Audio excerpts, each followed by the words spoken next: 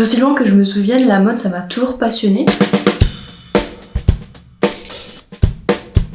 Quand j'étais petite, je voulais devenir styliste.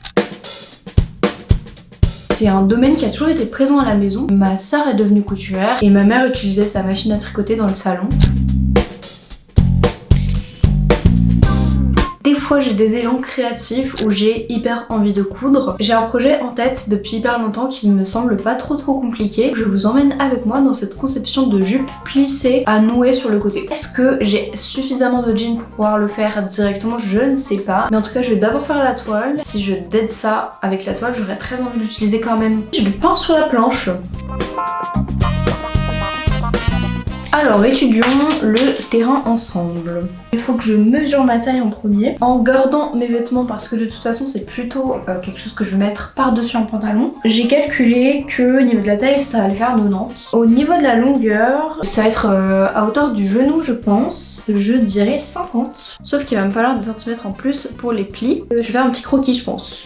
Pour connaître le métrage de tissu dont j'avais besoin pour faire ma jupe, j'ai regardé un tuto hyper précis que je vous mets en barre d'infos. Je suis arrivée à la conclusion que j'avais besoin de 135 cm x 46 cm en prenant en compte mes 10 plis qui faisaient chacun 4 cm 5. J'ai donc réalisé mon patron sur du papier craft et je suis directement passée à l'attaque en coupant mon tissu.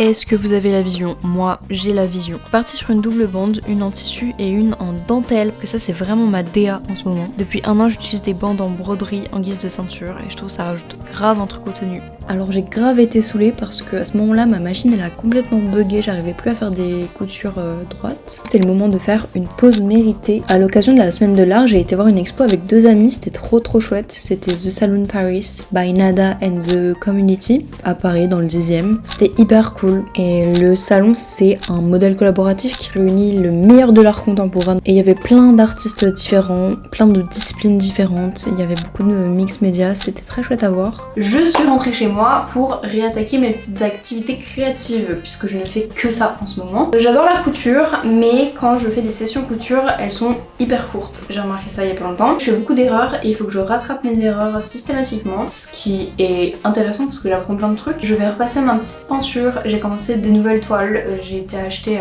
plein de nouveaux matériels hier, je suis trop contente. Ce sont des pinceaux qui je pense ne sont pas de très bonne qualité, mais bon, c'est pas grave. Jusqu'à présent, à chaque fois que je faisais des objets, que j'essayais de faire des objets, je les enfermais dans des contours parce que c'est plus simple. Et ce que j'ai commencé hier me plaît pas mal et du coup je suis trop contente, j'ai trop hâte de continuer. J'ai très envie de peindre des choses qui sont beaucoup plus intimes et de reproduire des photos. J'aime bien là ce que je suis en train d'essayer d'imaginer dans ma tête.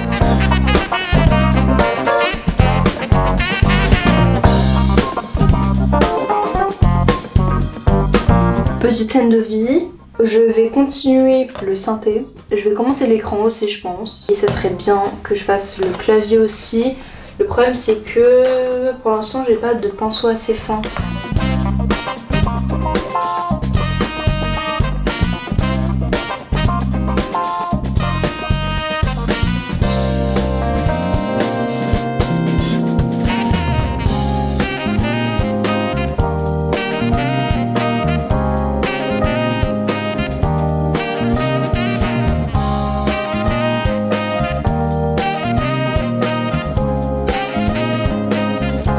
Après ça, je me suis concentrée sur l'écriture d'un format vidéo que j'aimerais bien faire sur ma chaîne YouTube. Il fallait que je me pose quelques heures pour pouvoir le faire, donc c'est ce que j'ai fait.